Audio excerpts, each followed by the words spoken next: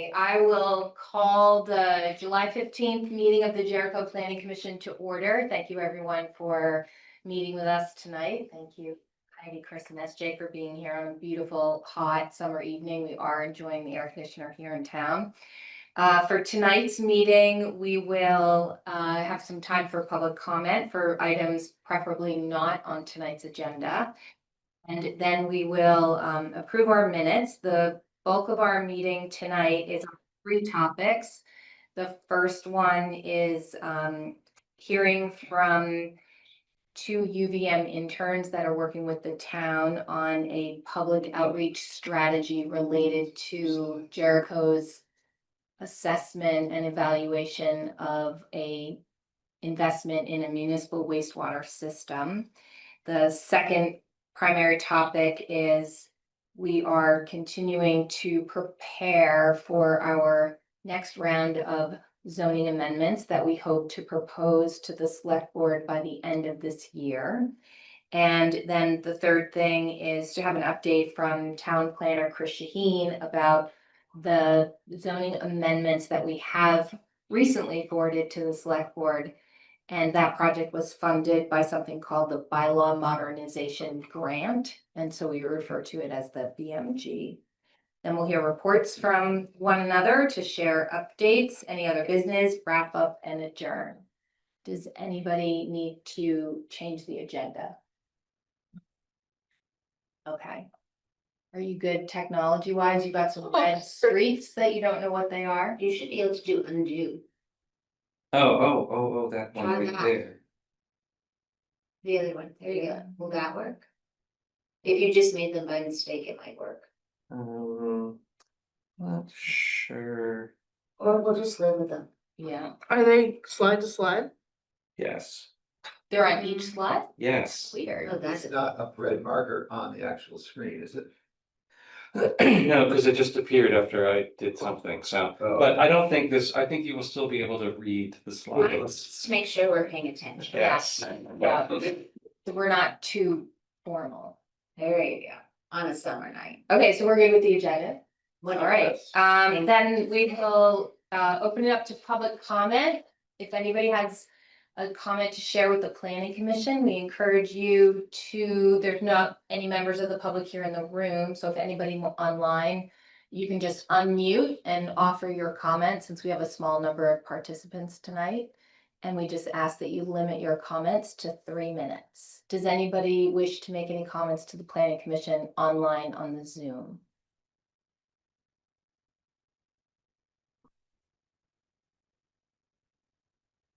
Okay, so hearing no public comment, then we'll move on to item number 4, which is to approve our minutes. Do you have a motion to approve the minutes of June 17th? I will make a motion. Chris, thank you. And a second? Can I second you if I abstain? Yes, Okay, you can. and I second. Okay, does anybody have any corrections or edits or comments about the minutes?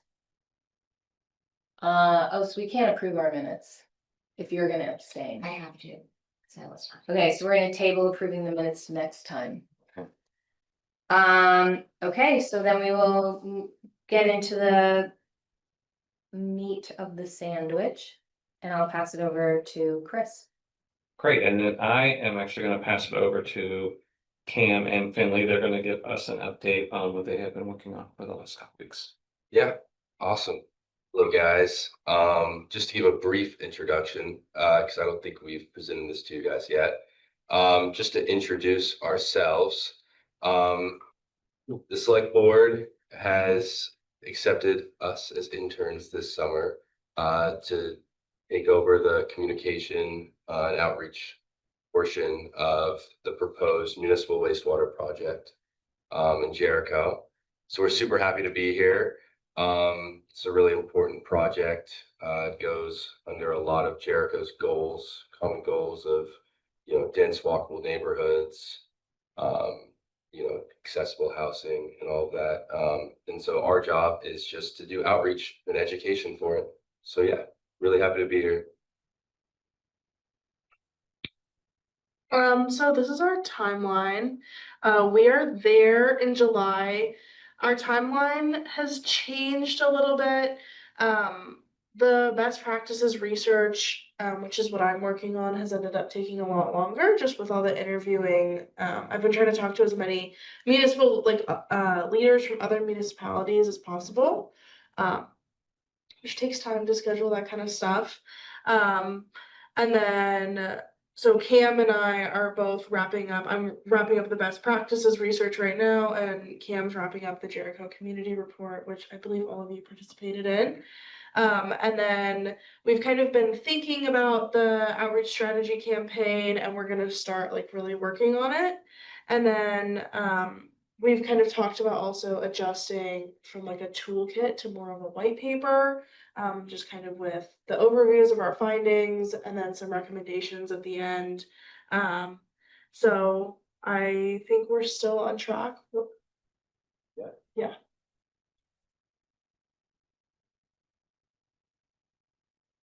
Takes a minute sometimes. So I've been working on the wastewater best practices research. I've been interviewing leaders from other municipalities. Chris has helped with that a little bit as well. Some of those include Waitsfield, Shelburne, Westford, Wolcott, a few others. And then also just doing research on all of these municipalities, ones who have succeeded in bond votes to pass wastewater in their communities, and a few who have failed. And then Shelburne's project is a little different, but we thought it was still pretty relevant, just given kind of Shelburne's demographics, and like proximity to Burlington. It's kind of a similar community. I already have some big takeaways, which I feel like none of them are that big of a surprise, just knowing Vermont and knowing like anything about local politics. The biggest one is the importance of select board leadership. I've seen over and over and over and heard over and over and over that select boards need to be like really on board. Then the next thing is to focus on the big picture, which I feel like Jericho is well positioned to do given all of its like goals in the town plan. And then the big one, I feel like it's very Vermont, is in a lot of these towns, like things that have really succeeded are focusing on environmental protection. How is this going to protect the river? How is this going to protect the lake? How is this going to protect the soils and the forest and whatever? And then also just kind of filling the void, right? Like sometimes I feel like a lot of people have said, with current national political attitudes, it's really important to fill the void to prevent negativity and stay really positive and forward looking and inclusive and build trust, instead of kind of letting negativity eat away at the project. So here we have some examples. This is the wastewater and Wastefield kind of overview that they have on their website. So you can see some of these like high points, right? Protecting water quality in the Mad River, safeguarding human health. These are like their big arguments about why Waitsfield voters should pick wastewater, and Waitsfield's project also worked. And I think from talking to Joshua at Mad River Planning Commission, these this like really clear goals was a huge part of why their project succeeded. And you can also see that's from Waitsfield's website, right, Chris? That's what you put. Yeah.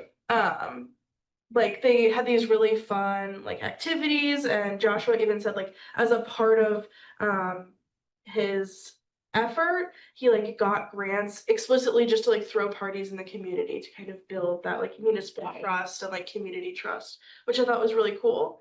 And then up here we can see from Shelburne, they made like a table of what it was going to cost to have their wastewater upgrade or update, and the town the town manager, right? The town manager over in Shelburne, he said that like a lot of voters saw this table and they were like, okay, I'm fine. Like we should go ahead and do it. Just like very clear communication about this is how much it's going to cost, which is not a lot. And people had a lot more positive ideas about it. Overall, I would just say like there's some really big commonalities from what I've heard. And then also some like other each person has a different idea about how they tackle the project, which I think is really fun, and towns have gotten really creative, and I think we're really lucky that it's good to do this kind of research because the towns can be able to like pick and choose what they like, which I think is great. What did you learn from Westford?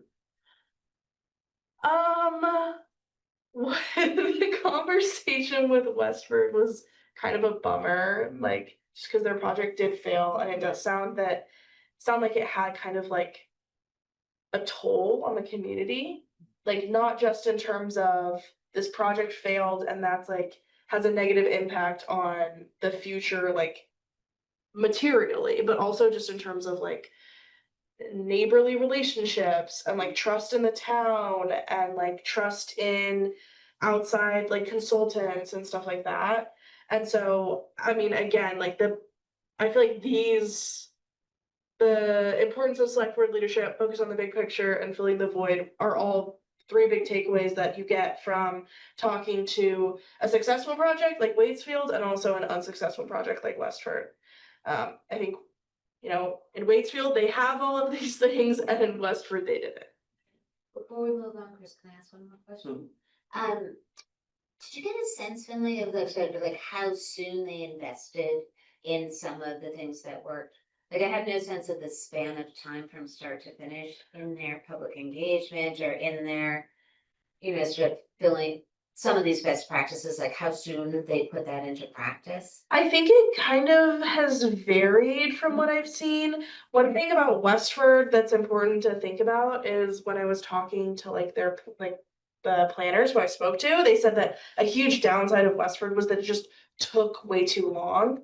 And so then when there's a lot of time, then even if you're trying to do good public outreach, there's gonna be a void that you can't necessarily fill, especially when you don't have a select board who's 100% on board. And so the planners who I talked to from the Lamoille County Planning Commission, they said in Wolcott, it was super quick. Like they did it based off of the PER, their bond vote, and they did it really quickly, and they tried to turn it over really quickly, and they tried to just keep it moving and keep momentum. And they said that they think that was a really big strength of the Wolcott campaign. But then, when we talked to Waitsfield, right, Chris, it sounds like they took a little bit more time, but they kept their eye on the ball the whole time. Like they were never stagnant in behind the scenes stuff, but they weren't necessarily talking about why wastewater from the very beginning. Instead, they were doing those community building things and maybe getting the street team or whatever, start talking about it a little bit, but it wasn't out and out public outreach. They also had a person that this was pretty much their full-time. Yeah. Oh, really? Job. A staff person? He was with the Regional Planning Commission. The public outreach was there full time? There was a person at the Regional Planning Commission, and that this was basically 80-90% of Was it the regional planning commission? I think it was sub-regional, right? Because it's Washington County has one, and then the Mad River Valley has one, specifically for Waitsfield. They really Warren. have resources. Well, and yeah, and Waitsfield was able to get the money to hire this guy full time to manage the project. So it wasn't just public outreach. It was also talking to the engineers and figuring out funding and doing public outreach. Yeah. Yeah, You sorry. did the whole thing. Yes. And the public outreach was one A important component of what he did. Thank you. Yeah. Okay. Is that a similar role that we hope to get from CCRPC? Or are we not maybe gonna get that much? I think I'm waiting to see what it's gonna come out of the white paper, because there's gonna be a whole list of recommendations, I think, based on what their findings are, so. I don't wanna jump ahead and Right. say what I think we're.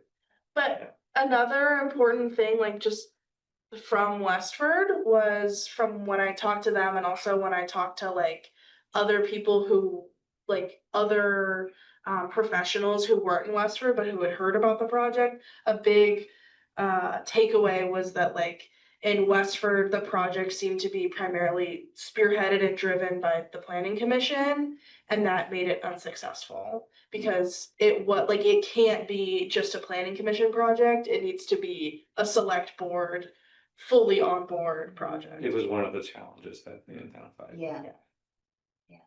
Sarah has her searching, SJ. Oh my God, you called me Sarah, Chris? Absolutely not. Yeah, I'm never coming back. Right?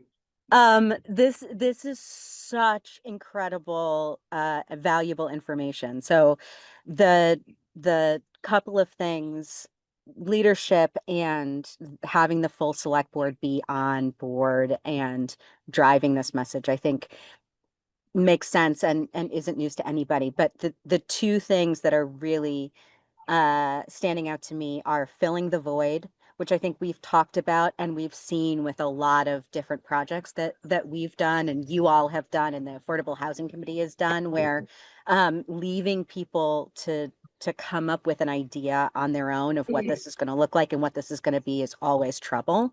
And the timeline thing is really fascinating and I think really important for us and for our select board to understand. And any information that you've collected in your interviews or can piece together about timeline, so that we can kind of judge where, what is fast, what is slow, and also so that we can give ourselves and the public some kind of expectation, and do a little bit of expectation setting.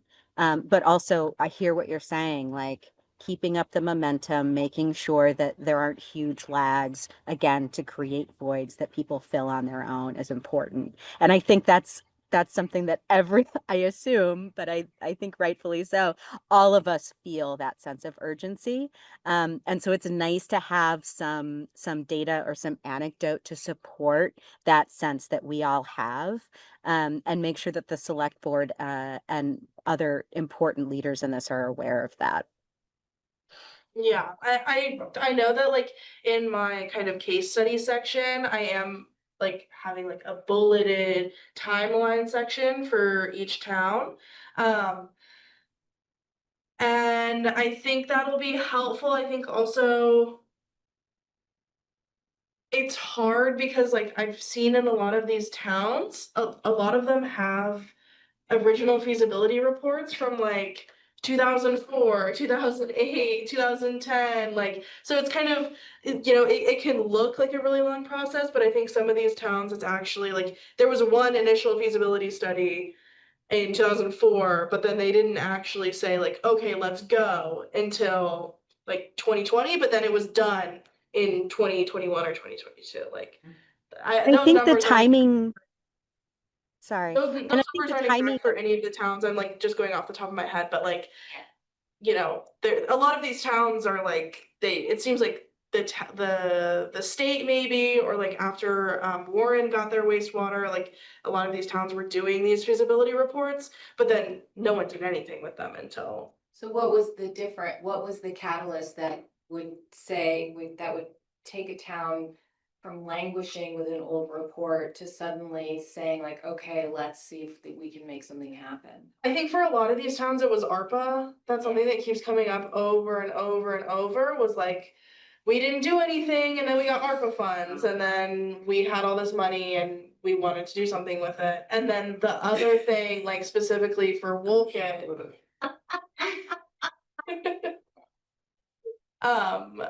the like for Wolcott, and I think for a little bit for Waitsfield, was like flood response, right? Like Wolcott specifically, I was talking to these players from Lamoille County and they said that the town was falling into the river, like they needed to do something and they needed to do something big. Right. And so they did. Right. So the good thing about that though is that in some cases it was an opportunity, like ARPA, that presented itself and they were able to leverage. And in other times it was a crisis. Well, that's news for you. Right. That in Wolcott, it was both the crisis and the ARPA fund. Okay, so which says to me, like, okay, then we have to think about how to take advantage of opportunities and Yeah. also how to take advantage of like momentum for change, because this is not gonna work for the long term, like the human health of having septic near water wells, and for us, there's an opportunity for development in Riverside, Yeah. which is different than money coming into the town, but the Yeah. state now, has so much new legislation with money, so maybe it's not ARPA, but maybe it's something else. I I think think we have to think about that, like, how do we like pivot on something? I think a really big challenge in Jericho. You guys should tell me to stop, by the way, if I'm like saying too much. But I think a really big challenge in Jericho, like what I've seen from a lot of these successful campaigns, is like they're successful because they can be like they're right, like when you're doing a wastewater, especially with the housing crisis in Vermont and all these goals from the state, there's kind of this implication of like, if we build wastewater, we can build more housing, right? But a lot of these municipalities have managed to be like jingle their keys and be like, look over here, like look away from the new housing and the new development. Like, this is good for the environment. This is gonna preserve what we already have. It's gonna preserve a main street that we already have. It's gonna preserve businesses or apartments that we already have. Like, there's this kind of like preservation angle that a lot of these towns have taken, which I think is a really big challenge for Jericho with Riverside. And so like if you can figure out a way to like twist like a preservation angle in Jericho, I think it might be good, but also I feel like it might be a weakness if residents are like, come on, it's going to be all new development, like why are you trying to fool me, like. So I think that's I like the metaphor I just came up with. It's like jangling the keys away from like the new development, like distracting residents or saying, well, but like having like a bigger, shinier reason to do it that's not new development, because the new development like is scary for people. People are like, I like my small town. I had Charlie Hancock, I think is his last name, up in Montgomery. He said like people want their town to be exactly the way it was the day they moved in, and that really like spoke to me. I think that's very true, and so I think that's the balance you have to find, right? Why don't we go on to the next, because Cam's got, okay. Sorry. Please, No, please, that was please. all great. So, Yeah, it's super helpful. Yeah, start. Well, so my focus is mostly on the community itself in Jericho. So as a couple of thank you, Susan, thank you, Chris, thank you, SJ, if you can hear me. I interviewed a lot of local, like what we kind of labeled as like community leaders. And this was mostly just more outspoken, more involved members of the community. And I mean, I was able to interview a range of people going from avid anti-wastewater all the way to like, get it done now, no zoning, unlimited money, make it now. So it was really interesting. Got to interview some developers as well. Also just got off an interview with Edie Granning, Vermont House of Representatives, I believe. So I've gotten some really interesting perspectives, and I'm just kind of looking and interviewing all of the community leaders, looking at what their perceived benefits of the project are, what their concerns are, and any strategies that they have to promote wastewater and have a successful kind of project campaign. So yeah, that was kind of the one part of it. Some takeaways from that. I think the main one is keeping the ball moving. Like Finley was talking about, waiting around can lead to a lot of negative things, it seems, when it comes to gaining public support. Also communication too. I think people like to have as much information as they can think of. So if they search up wastewater project, currently there might not be the amount of information they want. So making sure to have as much information out there as possible. And it doesn't even necessarily have to all be the ideal information that everyone wants to read. I'll go into that later because I also did a community survey interviewing just as many community members as possible. I did some front porch forum posts with this survey that I created CCRBC, Wendy Varai helped me with that as well. So thank them. They were super helpful with that. In the survey results, they were just questions mostly around, we came up with what would most people view as negative with the wastewater. What are some positives? We had people choose, my main concerns are, and then we gave them a select the following. We also got some location information as well, like where the people who took the survey are located, so we can know if there's a gap in support in one location. We also had the biggest question, in my opinion, that had the most interesting kind of results from what I've seen is the rank yourself. How involved are you and how knowledgeable are you on the subject of this wastewater project? So we had people rank themselves on a scale of 1 to 5. And that's had some really cool results I'll talk about as well. But the biggest concern out of this survey is finances. And that was also a lot of the interviews. People were like, they're going to want to know how much money, where's it going to go to, how much is it going to cost me? And that's kind of what my biggest suggestion currently is. There needs to be finances that relate to Jericho. There's a lot of estimates that you go town to town, like other towns have done this before and they have those, but people want to know how much it's going to cost them in Jericho. And I don't think that information is going to be enough to get support for the project. Another thing I saw with the surveys that was really interesting is that there's a section that was, I have no concerns. You could select that and you didn't have to put a concern down. Same with the benefits. But as awareness level went up in the surveys, we did about 41. More people chose I have no concerns, which is cool. So hopefully that means that if we do enough outreach, enough education, more people will start hitting the no concern box on that survey. So yeah, that was the survey part. I'm just writing it up. All of what I found. It's a lot of the same stuff that Finley's been seeing. I think the second part was one of the suggestions for outreach. Forget which community leader interview it was. I wish I could credit them, but it was the farmers market. We went out, we created this FAQ that Finley and CCRPC helped me out with a lot.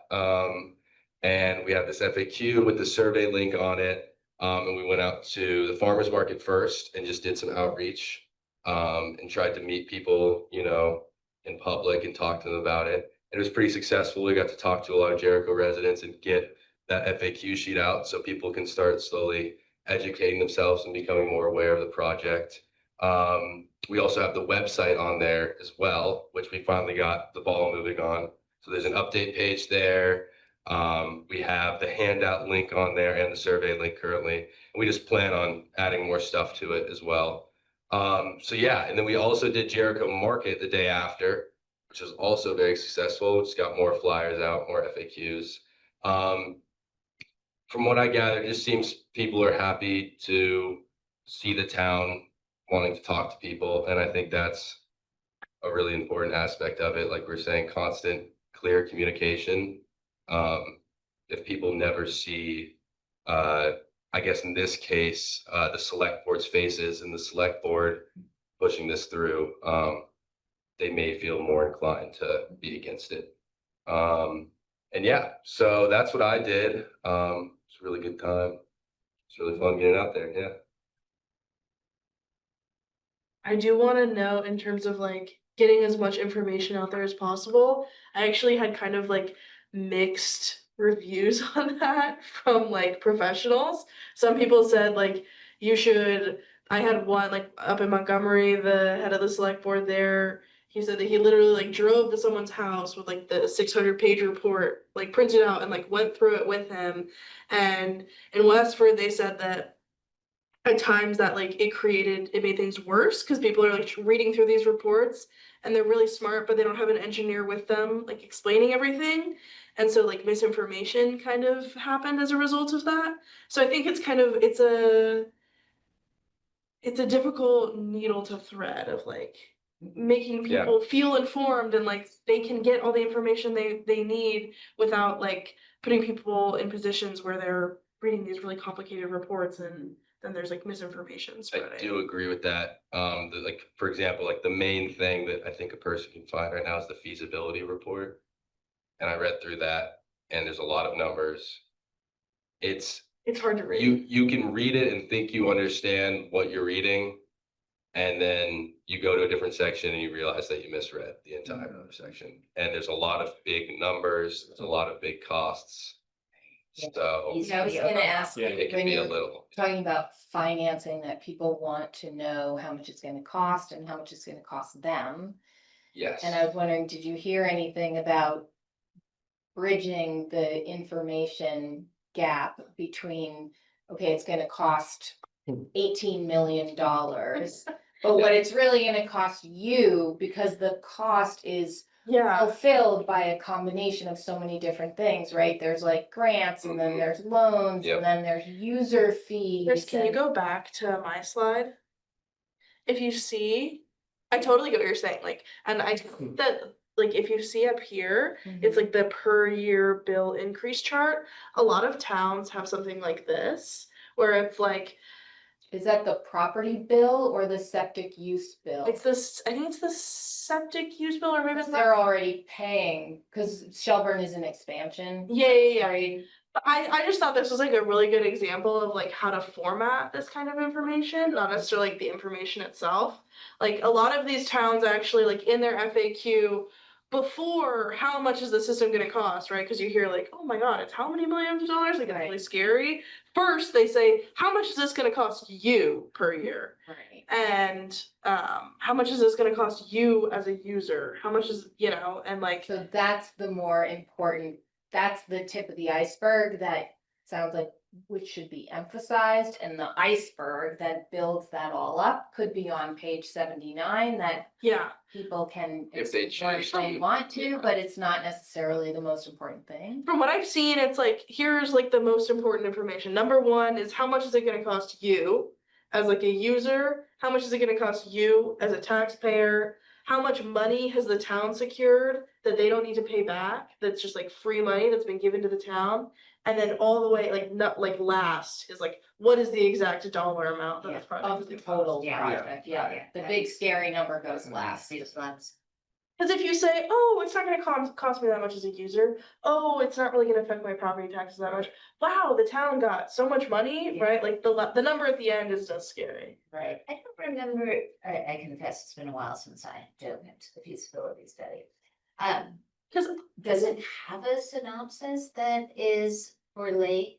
No, Readers. like a good executive It's- summary. It's not an executive summary. It's more of an introduction to the methods they used for the study. So it needs some kind of, for the public executive. Yeah, was I thinking was about looking that, at it, it yeah. just like jumps right in. yeah. Yeah. Yeah, it just doesn't. really do Because it wasn't really designed. Hey, I sat down. Yeah. That makes sense, but if we are going to use it as one of our primary pieces to start the We're gonna have to, communication, we're yes. gonna have to create something Mhm. like it, in addition to when we're Yep. able to put together this is what it's gonna cost you individually. I love the way you laid out the layers of Yeah. the iceberg. Thank Yeah. you. It's so funny, like my first day of work, Chris was like, here's the feasibility study, and he like locked it down on my desk, it was like boom, and I was like, oh my god. Well, and even more current than that will be our preliminary engineering report, Yeah. which Yeah. they're theoretically working on now. Boys and King hired them to do that. And I had a question here. What's the story with that? Yeah, we're in the process of getting the paperwork for the funding. Fine. Okay, so that report is not yet begun. Correct. And therefore, we don't know when it's gonna be completed, or do we have a guess when it might be completed? I don't know the timeline for that. Okay, cause I was thinking when we think about the timeline, that might be one of those like critical milestones that certain Mhm. things can't happen until that's completed. Yeah. And that was to be sure, that was, I think, a disadvantage of here that the feasibility study took as long as it did. Yeah. For a whole host of good reasons, but because it took so long, Mhm. I'm not sure they were all good reasons, but. Okay, sounds like The not so good reasons. the example that was given for the delay happened at the state review level. There was a huge delay at the state, well, and I talked to them, it was that, there was a huge delay at the state level. And then also like the select board just didn't want to make a stand on the project, so they didn't push anything forward. They just let the delay kind of happen. Yes. Yes. Yes. But I think two things And- from this. One is that the feasibility study sounds like one of the worst documents to be using to share information. It Yeah, only includes the big ticket items. It includes a bunch of extraneous information that doesn't apply to the project that the select board has chosen to pursue. And it's in a language that isn't intended for general audiences. The other thing about the timeline that I think is interesting is understanding when in the timeline the PR push starts. Because you're right, like it sounds like there's lots of variation between when a feasibility study was done, and then like when things start moving. But it brings me back to the conversation that we had at the joint select board and planning commission meeting where there were some varying, some different opinions about the level of outreach, when the outreach should be started, and how to go about doing that, whether we do that now before the task force has even been put together versus later versus when we have the money to do the engineering report and all of these things. And so learning from successful PR campaigns when they started and what level of information they included in those, I think will be helpful for us. Yeah. Absolutely, thank you, SJ. I fully agree and want to echo SJ's thought that we take a moment to see if it does more harm than good to have a link to the feasibility study without Right. a publicly digestible document to accompany it.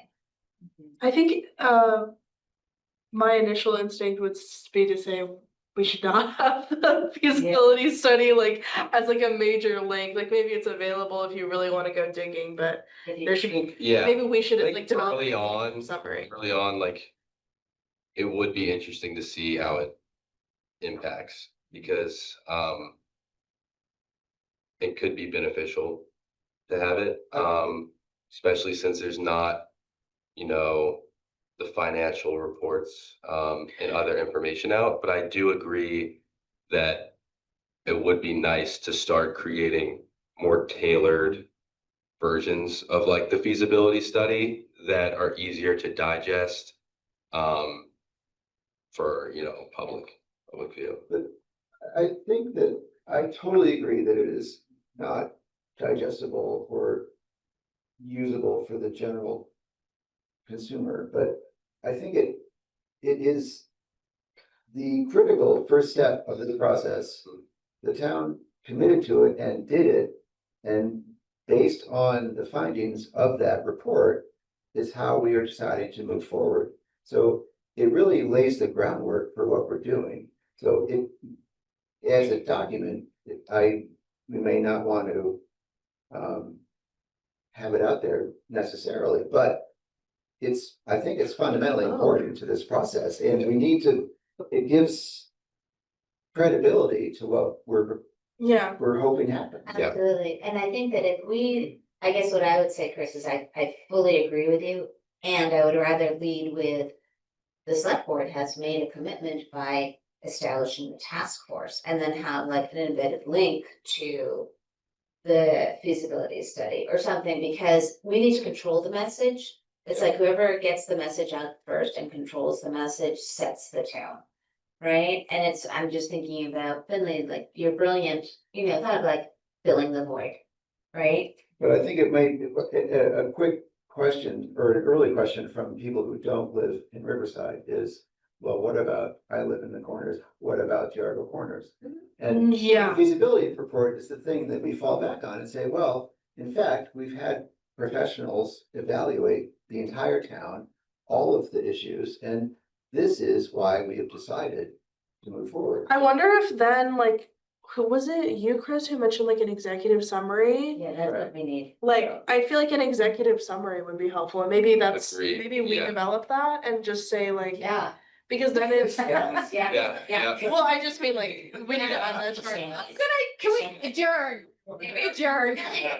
Remind me too, didn't we have to create something didn't we also write a letter on behalf of the planning commission to the select board with our recommendation? Yes. I am wondering if there might be something within there that could be useful to writing said That would be executive awesome. summary. Yeah. Because we did some work, because we very much, did our best to understand the feasibility study and then sort of do our own analysis and translation to share it with the select board about why we were making a recommendation to them. So I think we could, and that was brilliant. You did a great job with that, Susan. So let's get back to that. Yeah, That sounds That'd be awesome. great. I would love Yeah. to read that, yeah. Yeah, and maybe we even put that also as an artifact, as it were, on the website, right? Because I like that again, if it's we're tracing the history of the decisions and how we got to this decision and why it's important. I think in addition, Chris, to the feasibility study itself is also that memo that was sent to the select board that then they moved on to create the task force, and now here we are. That's part of our Yeah. timeline. Cause I think Right. like documenting like why the decisions are made and why it's a good decision, like that was maybe part of what was missing in Westford. Like I've heard from Westford that there were people who were saying, no, there's other options, like we can do other things when there weren't other options. And so saying, this is the option that we have, this is why it's the best one. There aren't any other options, like documenting that paper trail could be useful. Yeah, yeah. I'm so glad we had this conversation. Mhm. Yeah, okay. Oh, yeah, so next steps, almost forgot there's a last slide. So yeah, we've started our report. We're trying to get our drafts wrapped up right now of basically our big summaries of the work that we did. And then we're gonna do an executive summary of it kind of all together with all of our takeaways. So along with that's gonna be suggestions as well, to the select board about, what steps they need to take. And then start the outreach campaign plan as well. I'm reaching out to a UVM coordinator who might get us some contacts for, PR people and communications people that can meet with us and kind of help us guide where we should be taking this, with outreach and all of that. And then the last thing is the toolkit creation, but that's just gonna be the white paper. So, yeah. But it's gonna be an awesome white paper. Yeah, would you guys consider another like round of front porch forum posts to give you more survey responses, Yeah, or is the yes. survey closed? No, the survey is open, and I think it should stay open, because, even if it doesn't go into the white paper, some respondents, it's still nice to be able to look, because you can see who's recently answered it. And it's nice to see maybe the direction that people are starting to fill that out in. That's not a bad idea though, to do like one more round of posts like Yes. this week. And then, cause we're gonna be done, like, the doors are closing on Friday Yeah. in terms of our report. For the first phases, yeah. Yeah, So after Friday, you could not process more survey responses. On the paper, no, Okay. because we're just trying to move that forward so we can Yeah, get on to the yeah. outreach. But But there's so many Objective. uses for that survey, Yeah. for sure. Yeah, Are you? How many have you collected so far? I think 44. 44. That's good. Yeah, it was quick too, man. People are really active on Front Porch Forum. yeah, we're So- gonna make front porch forum town. Yeah, I mean, I've never heard of it before I came here, so this is a Okay. cool tool for sure. Yeah, it is. Yeah. can you say a little bit more about the difference between the white paper and a toolkit? That's the white paper. So initially it was going to be, Yeah, but so the grant from the Leahy Institute talked about the deliverable that they would be getting from us would be a toolkit that other towns would then be able to use to do something, and as we thought about it, and I talked to some other people, it's not so much a toolkit, it's more, a white paper would be more helpful in sharing the same type of information that we're talking about tonight for other towns to just understand Right. and have a broader context. And it will include like recommendations for developing an outreach strategy. Yeah. Perfect. Okay, thank you. Yeah. Okay, any other comments or questions? Anybody on Zoom want to chime in?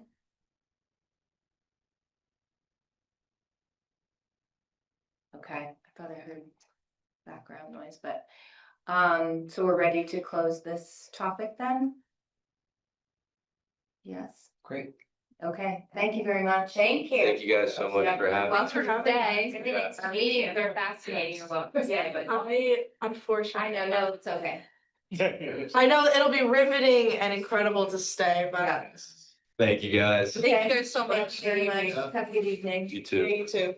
All right, so the next on the agenda is discussing what our approach is going to be, well, what I pulled together as an approach for working on enabling housing. So it's going to be focused on removing barriers and providing incentives in zoning and strengthening and protections for working lands and natural resources. So I don't know if you have had a chance to look at this. There's a lot of information on here.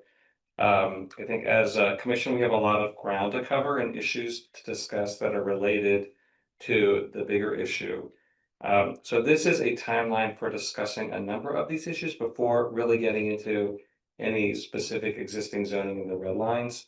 So this is needed just to make sure that we have clear direction on what the changes are that we need to accomplish what we want to accomplish before getting into specific amendments. So you can see here it includes specific topics of discussion and key questions to answer at each meeting. At the end of the timeline, at the end of all of this, the final recommendations is really going to be our marching orders for what we want to, the changes that we want to make. And then it's just going to be a matter of figuring out the wording to achieve what those changes are.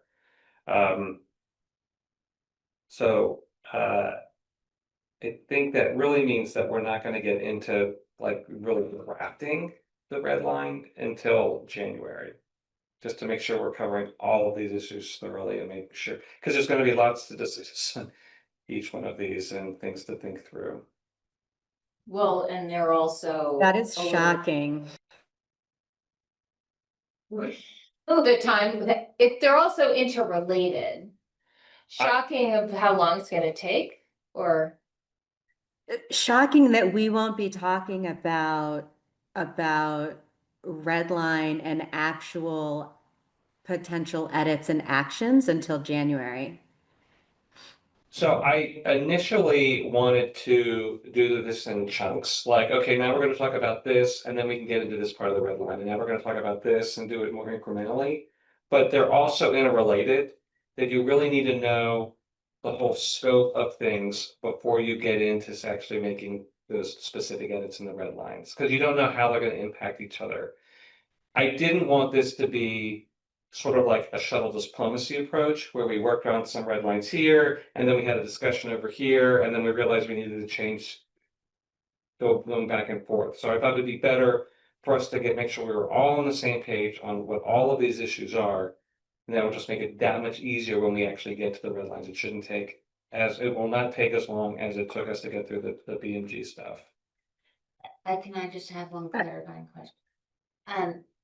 Sorry, SJ, what are we redlining? I'm embarrassed to say that I've lost the track of. This is not the Riverside. Correct. I am gonna have to go back. There was a slide that identified the sections in the code that would be related to. Specific, so Yes. separate from what we've been doing with bylaw modernization, This is totally separate. So this Thank is, you, I Sorry. understood that, but then I wanted to make sure because, all right, thank you. but a similar project. So Yeah. We're gonna be updating zoning. Yeah. But the focus of this is more outside the village centers, Got it. but still focused on town plan goals. Yeah, Yeah, that was the okay. piece that I just Yeah. needed confirmation, because the the shocking part is, I think SJ, it's not quite as shocking to me when I understand the scope. And that was the part that I didn't understand. And I also think, like, I guess Okay. in my imaginary world, I think as we're going through these topics, where we have our minutes and we're making sort of decisions on direction along the way, such that the red line doesn't become the work. The work is done here. The red line becomes the recording of that work. Sure, the devil's in the details. It's not going to take 5 minutes to do a red line, but yeah, I'm confident that it's not going to take as long as what we just went through. This is similar to how David White approached Yeah, BMG, though. yeah. I was just think- gonna say that Yeah. because, and I just did the math real quickly on my fingers. I think you guys started talking about this when, in January or February or March? The BMG, Of the, 24. No, I think, or 20, so was it like January, February? yeah, it was right at the Okay. beginning of the year. So that was 8 or 9 months before we got to August, which was when the red lines went out. Right, and that was only the first red line, which was only the first batch, which was only 1/3 of the material. Right, and part of that, what I saw going on as we were trying to work through that is that I think people heard lots of things in the discussions that the planning commission was having, and there wasn't really clear. My sense was that there wasn't really clear decisions and direction made on each of these things that were Agreed, going there in was the a red lot line. of conversation without ever calling a decision. Yes, so part of the thing that's gonna have to happen here is we're gonna have to make sure there's some clear consensus at the end of each, well, we'll go back and we'll just say, this is what we heard, this is the direction, and confirm. So that when we get to the red line, it'll be much more clear on what the goals are we're gonna have. And so if it took 8 or 9 months to get to the red line for BMG, this is 4 months to get to the red line. So I've, Yeah, I don't question- think that replicating the BMG process is something that we want to shoot for. I mean, I'm I'm sorry, but that was No. awful. And I think the only other concern that I have, I worry a little bit. I'm sorry, my lighting is bad. I worry a little bit that this is like artificially going to slow the process down, but I'll bear with that because I know we've got to do other things at the same time. And so having planned agendas makes a lot of sense. But I also worry, one of the things about the BMG process that was hard was, yeah, there was a lot of education that happened in the beginning. I'm sorry if you can't hear me over the kids. There was a lot of education that happened in the beginning, and by the time it seemed like the actual work was happening, all of that education like fell out of my mind. And so I worry about spending a lot of time on, I don't know, lot size and frontage, and then 3 or 4 months later, then having to remind ourselves and relearn all of that, rather than trying to make those decisions while it's fresh and while we're debating and while we're holding all those things. And of course, none of the decisions necessarily need to be set in stone, but it seems like some redlining can be happening in tandem based on the discussions that we're having. And maybe that is what you all are envisioning. And I'm misunderstanding.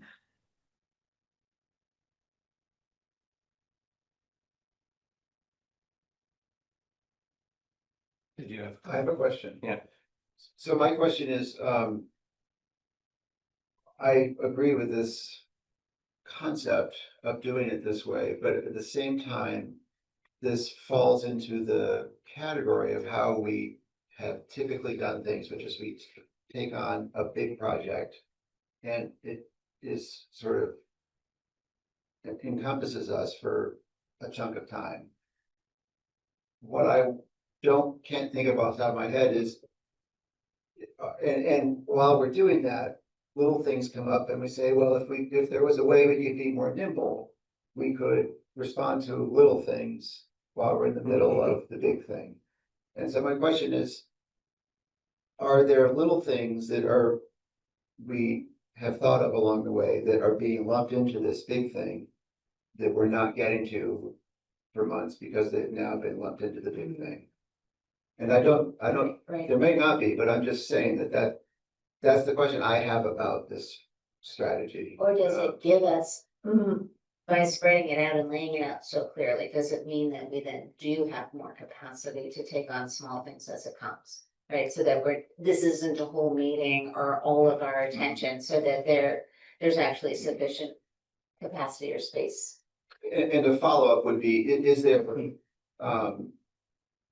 there a hierarchy to these topics? Like if there was one thing we did quickly and nimbly that would make a profound difference for housing in Jericho, and I'm not sure that there is, but if would it make sense to prioritize one thing?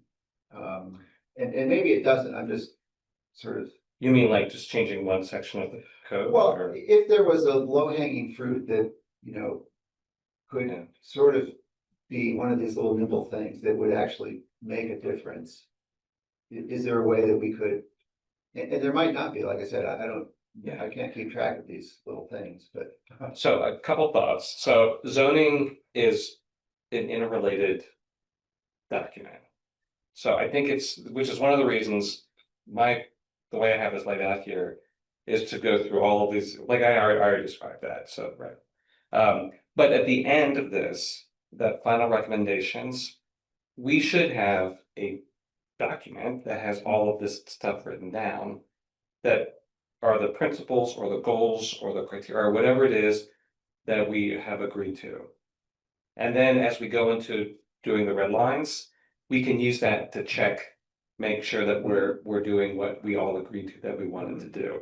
So it's like working through all of the tension points. So at the end, we can go more quickly. You had another point. I can't remember what I did want to respond to, but in terms of the order of things, there is some thought into the order that's going from large, I mean, there's some large, as much as it can be. Yeah. And then the capacity, like this, will this enable us the capacity in this space if something else comes up so that we don't have to delay it? Because The- Chris the- is there. So that was what I wanted to answer to, and it's not exactly that question, Okay, but but yeah, once we get to at the end of this and we have sort of like, here are the guidelines and the principle, whatever it is that we're going to realize. We have the parking lot, but we have other lists of things. Mhm. We can now go through that list of things and see which of these also help fulfill these goals here. So there's a framework that we're working within. Right, so when you ask like, can we fit in other things or low hanging fruit and do we have the capacity? Are you specifically thinking about other zoning things or just other planning things? Because in addition, I'm hoping the answer is no, this is not gonna consume all our time, Yeah. because it can't, because Yes. we're gonna have this wastewater Right. thing to Yeah. keep working on. We're going to be hopefully working on more capital planning with the select board Yeah. and helping them with the budget toward the end of the year and potentially thinking about town meeting reimagined and our work plan Yeah. for 2026 and our grant applications for 2026. So this can't take all our time. Okay. And things we haven't thought of are going to Right, come right. up. Right, absolutely. Are each of these things that you're envisioning the whole commission doing the work on, or, can some of these things be a subcommittee or a group that, the nature block, forest block stuff, and another group is looking at example sites and what works and what still blocks? Like, is there a way that a handful of us can be working at the same time? And then and being kind of the content experts of that situation, of that section or topic that we then bring back to the full commission? Or are we envisioning that like we're all gonna be getting in at the same level on each of these? I was not envisioning working groups. I was envisioning that we would all be part of that discussion, but I think that's something we can think about. I mean, that could be really helpful. Yeah, I think there's a weave between the, what do we care about and agree to based on the core values that we are bringing. In addition to the technical information upon which we will draw to make decisions, right? So I was saying this as sort of a combination of both, and I could see how it may be useful for people who, because people start in different places. As you know, I always start with values, I always start with the big. And then we have some members who they want the details, they need to like play with the information, and then extract from that to the core values, right? And so enabling, like sort of framing our discussions and enabling us to go with what works for us to enable our decision making and our understanding. It requires planning to bring in two different levels. And so what I'm hearing SJ ask is like, I'm almost wondering if would it be helpful to have a supportive technical support for those who need the technical information? What is the technical information that you're thinking? I don't know, like the dimensional reforms. Well, can I try Yeah, that? please, Yeah. please. So one of the things that Chris has been working on is a, like a bibliography, like what all the pre-reading would be. Brilliant, For that's it. each of these Okay. meetings. Thank you, that got me. So, Okay. I mean, So yeah, look- I was saving so- that for my next steps. oh, sorry. Like, we'll have our homework. clearly knew what we needed, Chris, Yeah. by the next Yes, step. we'll have our homework that we'll be doing coming into the meeting. With that said, I would expect that we can be a little bit more nimble. We don't have to necessarily have like a formal task group, but let's say we're going into this meeting on October 21st, which is gonna be mostly about forest blocks. Well, I'm thinking Chris and Sabina are probably Yeah. in cahoots the 2 weeks leading up to that meeting.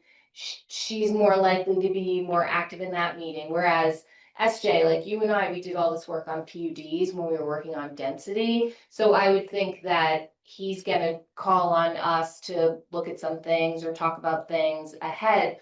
But the reason why we see these as full planning commission meetings is because these are hopefully the consensus establishing meetings, decision-making meetings, so that each meeting produces the marching orders for the draft.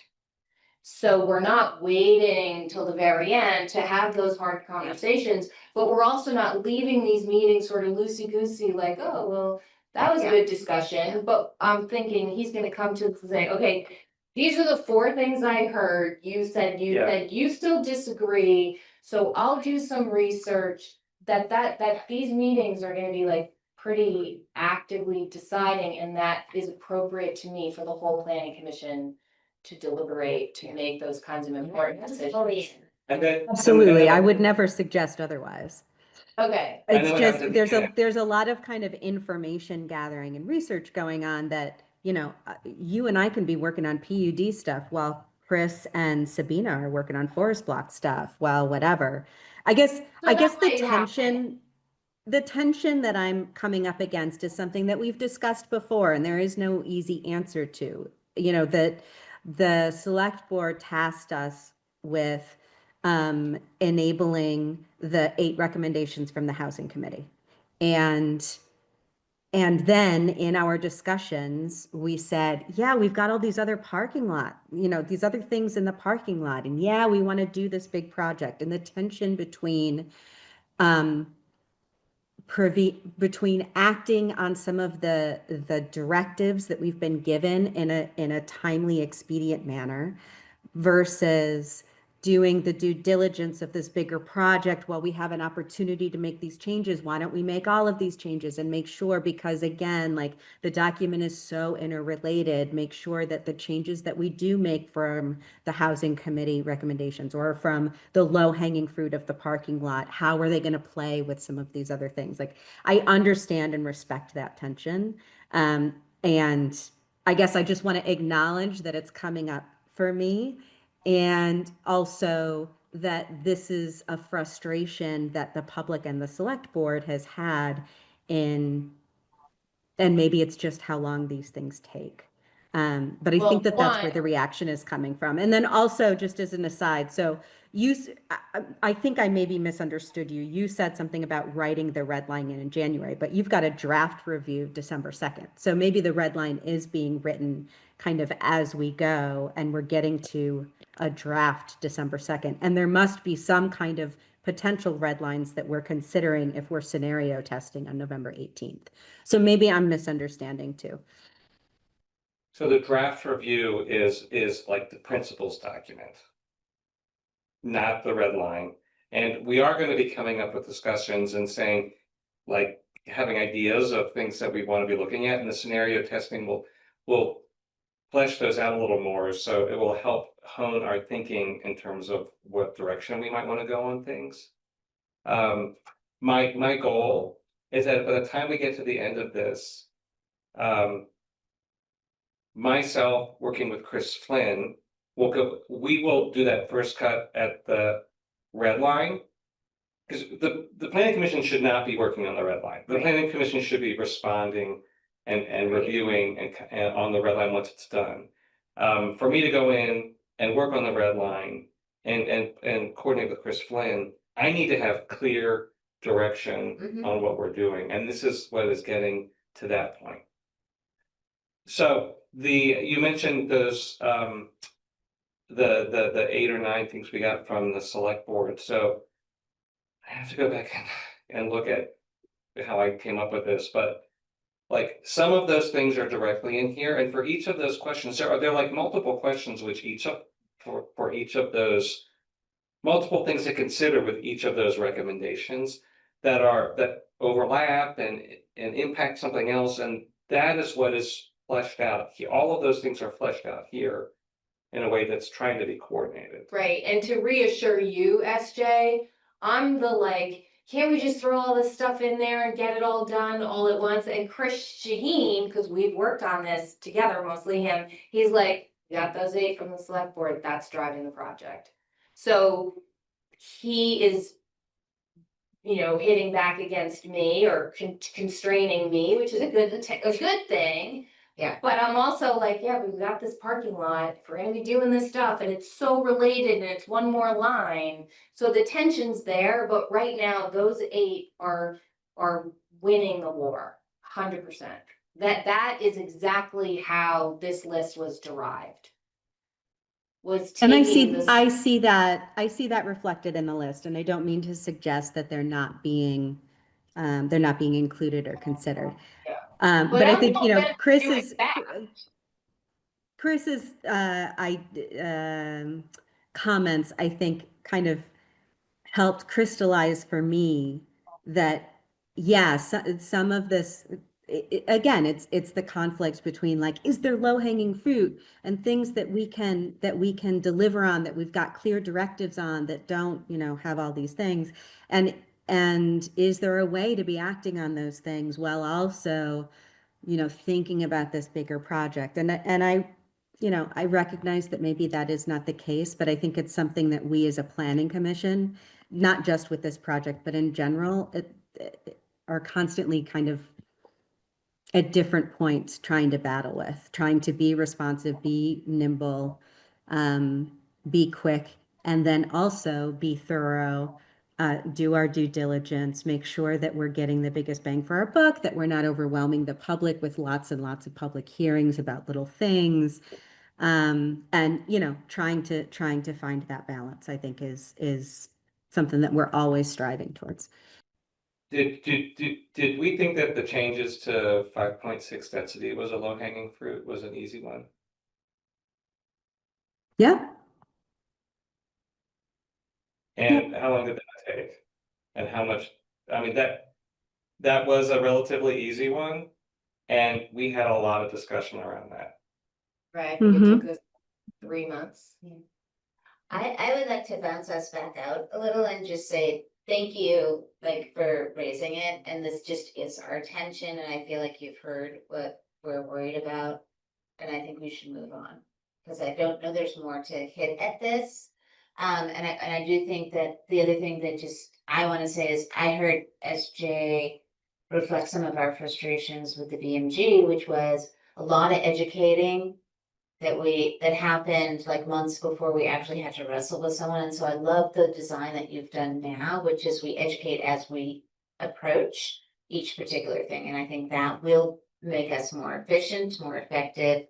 And I fully understand that the idea you have to go slow to go fast, Chris, that you mentioned, like going slow to make sure you're super clear about you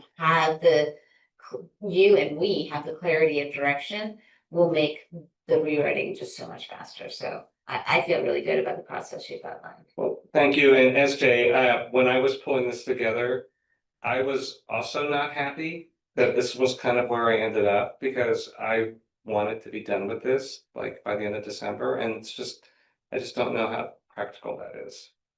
I Legal- totally know that and feel that. And to Heidi's point, I think it's true that there are no decisions to be making. I don't think that I don't think I'm Okay. advocating for something different than what's here, other than just really wanting to name that tension and those things that we're all striving towards. So yes, what Heidi said, here. I hear your feedback, I feel your pain, I feel your, whatever it is, I'm sure there's a good quick. It's really good to just remind ourselves that we have accountability to getting through these subjects, and if we do it faster, we do it better. Right. Yeah, if we find out that we tackle one of these discussions in 15 minutes, then we can move the timeline up and move things around, yeah. Okay, we can move on. Yeah, just quick for next step. So I have not had a chance to work to follow up on the developer interviews yet. So that is next on my list of things to do. I have a kind of a draft list of a reading list for planning commission. I don't want to overwhelm everyone, but I do think it would be good, like the Friday before each meeting. Here's an article on cottage courts you might want to read. So come to the meeting with a little more background information. All over. I knew you would, Heidi. All right. Okay, so do we have any public comment on this particular topic?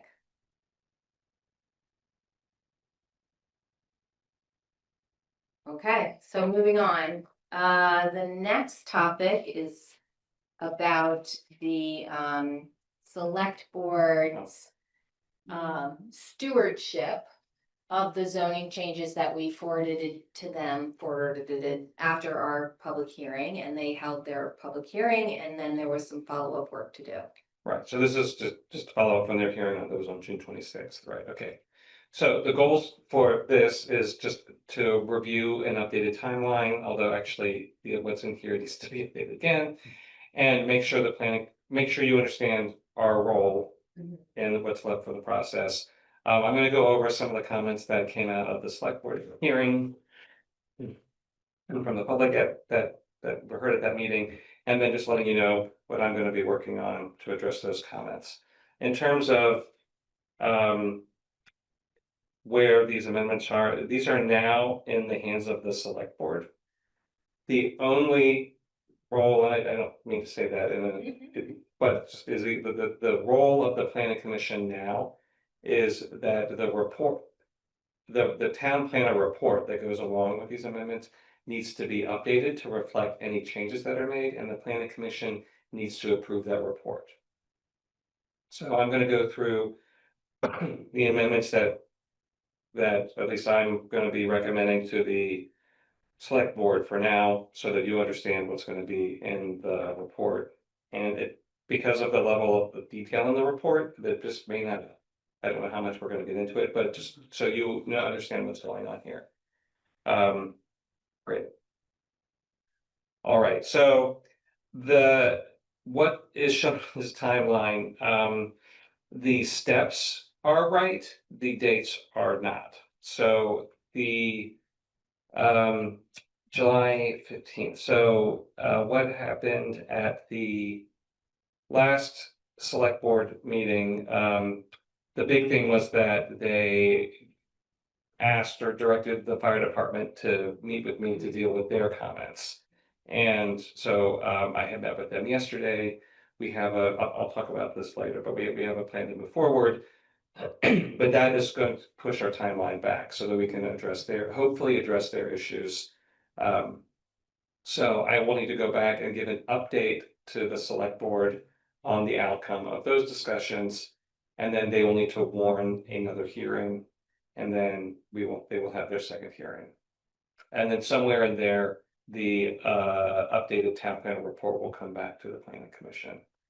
So the order of things are updating the select board on status, then warning the hearing, bringing the updated town plan report to the planning commission, and then have them holding their second hearing. So our August 5th meeting probably won't be the town planner report. It'll probably be the following meeting or like mid-August. I'm hoping it will need to be August, because based on schedules, it will need to be in August. Yep, okay. Any questions on role of the planning commission and timeline? Okay. And when we start stepping outside of our role, you will remove us. Like that we hit the boundary, right? Or Susan will, which is good. Well, Sure. yeah, Okay, I can do that. because I can hear it, but then I might pressure Oh, test it. yeah. So you'll just, No, yeah, please. okay, And just the other thing about the timeline is that second select board hearing is likely gonna be in early September. Just based on notice requirements and all that kind of stuff, okay. All right, so. Comments that came up at the select board hearing, both from the public and from the select board. They included both substantial and minor changes to amendments, and substantial and minor, those are terms from Vermont statute. They define what changes require a second public hearing to be made. Those are substantial versus those that can be made without a second hearing, which are minor. So the changes that are needed to address the select board comments are both a combination of substantial and minor. So we will be going to a second hearing, because I think initially we were hoping that there would just be one select board hearing. They're only required to have one select board hearing, and now we know we're going to be having two. So these are I'm going to walk through. You can see the list on the screen. I'm just going to walk through each of those and give you an update in terms of where I am and looking at those. So the First Amendment is a change to do away with allowing zero side yard setbacks in village center zones. And then requiring that structures, maintain a 10-foot distance from buildings on adjacent properties. So we had a provision that allowed what's called a zero lot line in all of the village center zones. So that would be both the Riverside Village neighborhood, Jericho Corners, and Jericho Center. There's also provision that you had to, if you were building a building, it couldn't be within 10 feet of an adjacent building. That's a fire code thing. The result of that would be that if one property owner did the zero lot line, they would be effectively creating a 10-foot setback on the adjacent property, because they would not be able to be within 10 feet of that. This was raised, this was a comment that came from the public. So my recommendation to the select board is going to be to delete that allowance for the zero side yard setback in the village center zones, not the Riverside Village Center, not where the form-based code is, but doing it away with the other three village. I still call them village centers, although they each have their own name now. So just to be clear, when I am saying village centers in this context, I am meaning the Riverside Village Neighborhood Zone, proposed zone, the Jericho Corners Zone, and the Jericho Center Zone. It is not taking it away in the Riverside Village Center zone where we have the different building types. So there are still 3 building types that would allow a 0 lot line setback. Just as an aside, one of the things that we want to get to at some point is doing individual village master plans for Jericho Corners and Jericho Center, and that would be a good time to revisit this for each of those areas individually. My recommendation here, I already went through that. So that's where this one is. Any questions on this? You can ask questions on this. Yeah, okay, thank you. Okay, all right. All right, so the next amendment was about requiring curbs on major and collector streets in all zoning districts and on one side of minor streets in village districts and in the commercial districts. So the planning commission, we've had a full discussion about sidewalks and where we want sidewalks, but curbs did not come up at all. This came up, I think, one of the select board members specifically asked this. I actually thought it was a really good comment. So I've looked at it, I've talked to other people. My recommendation is going to be doing away with the curb requirement. I think that will help address some concerns that came up, I think, during the planning commission meetings about costs that might be associated with this requirement, but still requiring the sidewalks, which is what I think people really cared most about. So that's where we are with this one. Any questions or comments on this? All right. So the next one. This one was related to requiring stormwater facilities to accommodate a 50-year storm rather than a 25-year storm. I debated even including this, bringing this to the planning commission, but just to let you know that this comment did come up. My initial reaction was that this was very far outside of what we were even looking at. But if it was just a quick fix, I was going to look at it after talking to folks at CCRPC, the Chittenden County Regional Planning Commission, and some state agencies. Turns out this is more complicated than just changing it from 25 to 50. There are, like, whether it's a intermittent stream versus a permanent stream, I mean, there are lots of factors. So my recommendation on this is just to leave the 25 years for now. And there's also no clear guidance from the state on saying, we're changing everything from 25 to 50. So I didn't have anything to base a change on. So that was another reason. Seems like they ought to just go to 100, Yeah. since we have those every other year. Yeah. As it turns out. Any questions on this one? All right, so the last set of comments, these will likely lead to substantial changes, are comments from the fire department. So we've heard them before as a planning commission. They dealt with the narrow lane widths and the curb radiuses in the Riverside Village Center, not requiring a 10-foot distance between buildings, and concern about building height and not having a ladder truck to help deal with that kind of stuff. So I mentioned that I met with them yesterday. Chris Brown attended too. Thank you for coming to that. I thought it was a very productive meeting with the fire department. We think we have a path forward in resolving these comments. I need to work with Chris Flynn, make sure that what we're coming up with is implementable. There'll be more on this later, but this is really what's pushing back the timeline with the select board. I really debated whether or not to push through with the BMG stuff without doing this. I talked to folks at CCRPC. If it's something that we can do, I think it makes sense to do it now. We may find out that we can't get to an agreement and we will just go with the BMG, but I would rather have a good collaborative working relationship with the fire department and get this resolved. Absolutely. Moving forward. So any questions about that? Was there anything you wanted I have to? a, Oh, go ahead, SJ. sorry. I'm so bad at using the raise hand function. Do we need to, I just wonder if we need to kind of change or formalize procedure around consulting the fire department. It felt really crummy, I think, for everybody, to be at that stage and to be getting that feedback from the fire department. And so just as I'm thinking about the housing project moving forward, if we just need to make sure that we're including that as one of the important steps.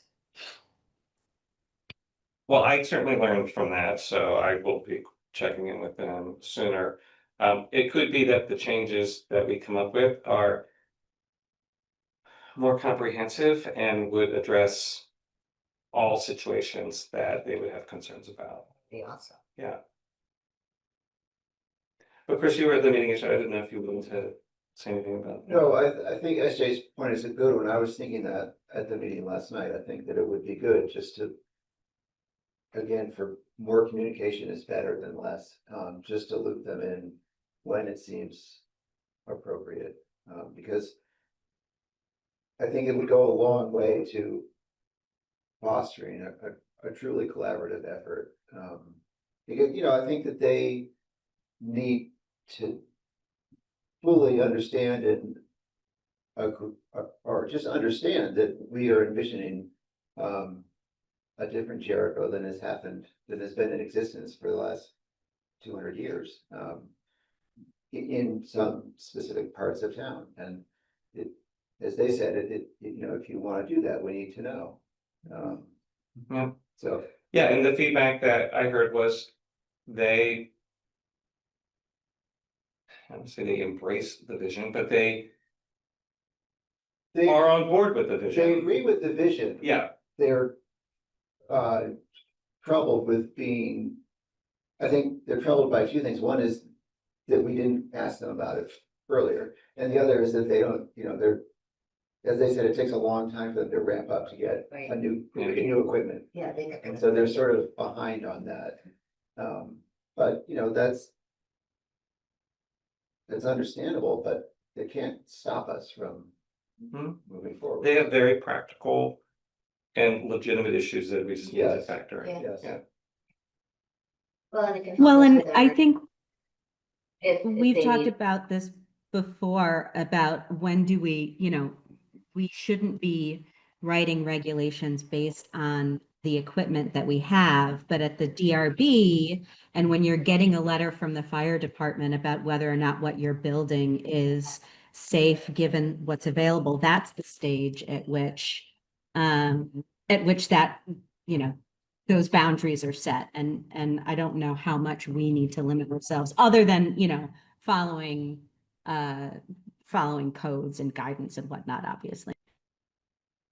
The comments that we've gotten so far, I think, were reactions from the fire department. Yeah. And what we had yesterday was it was a real discussion about Yeah. how to solve Working these issues. together. Yeah, Yeah. Awesome. yeah. So I thought that was really good. That's great. So those are the substantive comments. There are two minor amendments, which I'll just go over. So one has to do with adaptive reuse standards. So if you recall, the adaptive reuse standard used to have a firm date that it was only built before 1955. So and I think actually I did this when we were looking at the text in the legislation, I deleted the 1955 date. But what David had done when he was working on it was that he changed the regulation, he changed the definition of adaptive reuse to a building that was built 50 years prior to the permit, right? So you should not have regulatory language in a definition. So I am pulling that, which is in effect a regulatory item, out of the definition and putting it back into the 7.1 adaptive reuse of existing buildings or structures. So that was that. I don't know if there are any questions. Do or we- comments about that. Why the 50 years? Why can't you adapt and reuse something that was built 20 years ago or 30 years ago? So 50 years is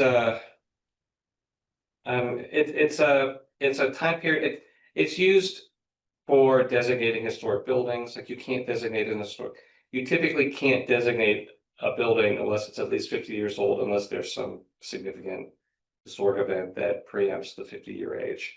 That is where I think this is coming from. The reason why there has to be something is because we don't want someone to build a building and then within a year or two come back and say, oh, I'm going to do an adaptive reuse, which has a lot more flexibility in what you can put in the building. It's not constrained to what is in the use table. It's not open season, but there is more flexibility, and we didn't want to have that be a loophole.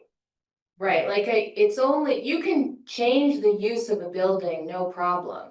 It doesn't have to be 50 years old or anything. You could build a building 2 years ago as a house and then make it a toy store and then make it a house. If No- zoning allows it. If zoning allows it, no problem. The only reason adaptive use comes into play was that what is an example where you have an older building and you're trying to change the use to something that otherwise is not allowed, but for whatever reason would actually be a great use for this particular building and for the town.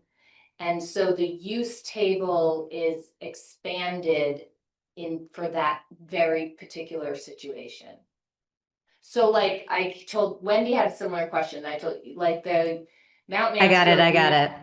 Fellowship, they had a barn. You're not supposed to do a house of worship outside a village center. They had a barn, they did adaptive reuse. They use it now as a house of worship, because that's one of the exceptions to the use table.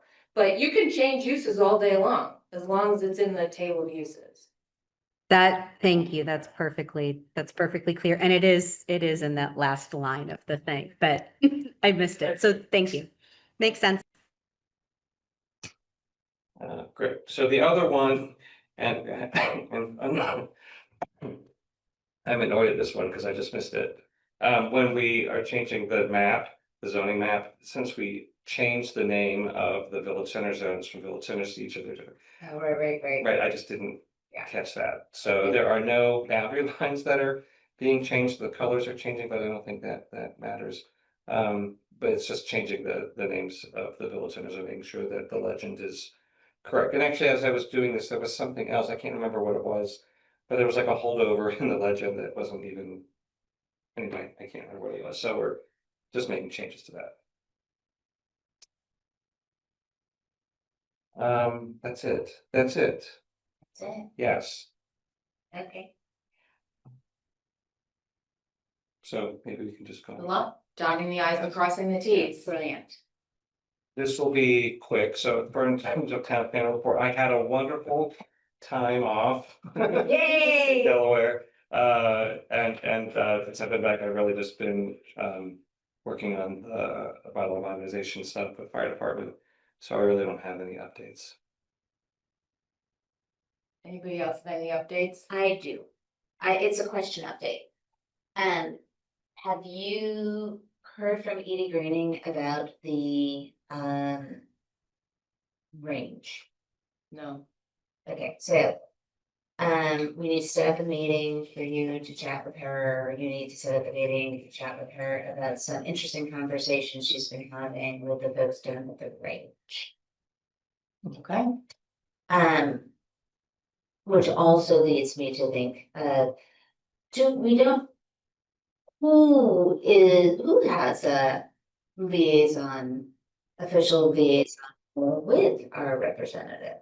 Do we have such a thing, and are there certain channels by which that is supposed to happen, and or could be enhanced in a more standard or regular way? Because I think that I often get little snippets where if somebody were more proactive or more regular or more informed than they would be able to do more with it than is happening currently, particularly as we think about moving into sort of the kind of feedback that comes in through our state representative from our town members and or what's coming through the legislature that is sort of brewing that would be helpful for us to know. So it seems like. Yeah, so they're not on our list, Yeah, so we should think about adding them to our that's what list. I'm wondering, like, and is it appropriate to have it for a planning commissioner? Is that supposed to happen at some other level of government or? So, wait, I'm sorry, are they putting together a working group or something? No, so like the town of Jericho, our representative in the Vermont State Legislature is is E. Graining is the representative. yeah, Okay, yeah, I so understand that, so Heidi's just saying on an ongoing basis. Then it would be really helpful to have some regular communications to help the town ensure that we are facilitating the information that's coming from the public, that's coming through her office and getting that to the town planning and town decision making in general, as well as what's coming through the legislature. And I didn't know if something exists already and we need to just have our ear to it, or would it be appropriate for us as the planning commission to also have formal? I think that's a question for Paula, Yeah, and she will know if we do have something, and she would be the one to figure out how to set something up, and okay, who but that should be so with. maybe you could query that. Yeah, I'll follow. That would be great, but, and she did specifically mention, who do I need to talk to from the planning commission or from planning around the range? Okay, So, I made a note. okay. But I think that's a great suggestion and comment, Heidi. And even if it's the same way, like monitor, just someone who is willing to go to, she's got regular office hours. That's just willing to go check in at the regular office hours. But I also hear what you're saying, Heidi and Chris, that yeah, we should definitely make sure what level the appropriate person is for that is the one who's doing it. But a really good idea, Heidi. Yeah, I could commit to going to the regular office hours if I have a backup. Just because my schedule doesn't always make it possible, but I'd be glad to share that if we want to make that like one of the liaison things. I'll be think your anyone- backup if that ends up working. Okay, I think anyone who's doing that should be coordinating through Paula. Because that person, I think, is gonna be representing the town, not just, I mean, they would be they might be from the planning commission, but they would be representing, I think, broader issues than just. understood. No, I would go as a citizen. Yeah, I see. Just Got or it. a citizen resident and then Got it. and report back as opposed to acting in an official capacity. But I totally agree. Like Yeah. if I were doing it in an official capacity, it would need to be sanctioned and supported at different levels. So Got it. Totally get that. But for now, just sort of having an informal like, hey, thank you, SJ, for putting that on my radar, like as just a listening exchange to then feedback to whomever. I'm happy to do that, Yeah, right? yeah. My impression also is that CCRPC is a bit of a liaison, like I think of them, That or happens a lot. VLPT, which these guys are all quite linked to. Yeah, I think they for sure, and I Yeah. know that Edie meets with Charlie Baker a lot, Yeah, but sometimes it's helpful. it's more, or it's more specific for us, yeah. Yeah. I have a quick update for the bike ped committee, so they have resurrected a grant that they got from AARP. They were gonna try to do a temporary pedestrian path along Raceway, Oh, cool. which was not well received by the Mhm. residents there. So it was kind of, it I was remember. kaput. Mhm. But now, the bike ped committee and locomotion will be at the select board meeting on Thursday to see if instead they could use the grant to improve the sidewalk that's already there, but pretty much buried, that goes from the senior housing development there out to Route 15. And so it wouldn't be temporary, Mhm. it would be a much shorter distance, but it would potentially serve as a critical segment, so they're happy about that. I don't think the grant is gonna cover everything, so I'll go to that meeting, and Cody Phillips, the chair of the bike ped committee, asked if the planning commission could express support for that project. So does anybody have any objection if I go to that meeting and I say the planning commission supports the project? I love that they have initiative, energy, and creativity. Right, and still trying, yeah. Yeah. Okay, that's my only update about that. The DRB is considering an application for a parking lot across the street from Palmer Maple. Did we talk about that before? Behind the post office, the landowner there is potentially making his land available so that they would build a parking lot, but now Palmer Maple has been sold. And there's still safety considerations on the street and crossing, because the parking lot would be across the street, so. The DRB had a first hearing on that. They had a lot of public feedback, a lot of public concern about the parking lot, and so they continued the hearing, and I don't know when it's continued to, but probably very soon, next week or two. So that's all that I know about that. Okay, any other updates? Okay. Any other business? New business?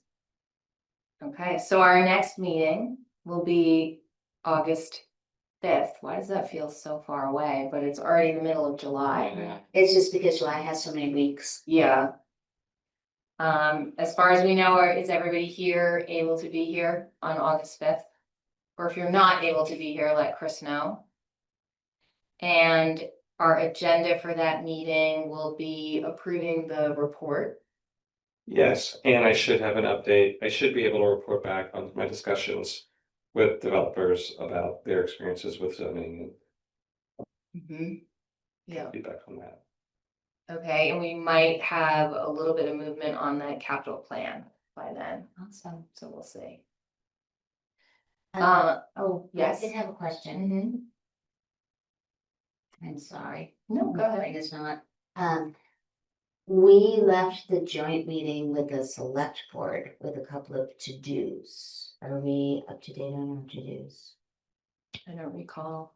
I'm coordinating with Paul on that. Great, okay, all right. Okay, motion to adjourn. Motion to adjourn. Chris makes a motion to adjourn in a second. I'm happy to be that person. Heidi, all those in favor of adjourn say yes. Yes. Yes. Yeah. Okay, thanks, everybody. Good night. Thank you.